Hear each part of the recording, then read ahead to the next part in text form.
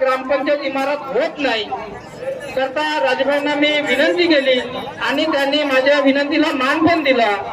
मी राजभाऊला एक त्यांचा सुजाण कार्यकर्ता म्हणून विनंती करतो की आपल्या भाषणातून आमच्या ग्रामपंचायतची समोरच्या निधीची व्यवस्था आणि घोषणा या पटात करावी असं मी राजभाऊला विनंती करतो।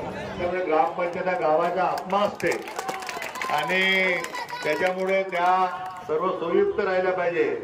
आणखीन काही मागण्या झालेल्या आहेत की ते नागदेवाचं आपला मंदिर आहे, नागखाना, त्याच्यानंतर परमात्मा घालाय ना, परमात्मा घालाय आणि आणखीन एक दोन गो आपला काम आहेत ते सुद्धा काम, कारण की आपण आशीर्वाद देऊन पुन्हा मला सेवा करण्याची संधी दिली।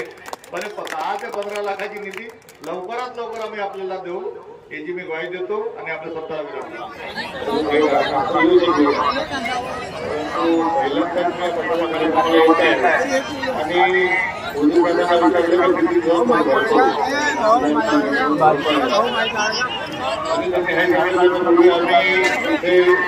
सोन्याची आमची आपला गोल्ड देतो म्हणजे सुद्धा आम्हाला चांगला आहे आणि आपल्या सर्वांना माहित आहे का काळात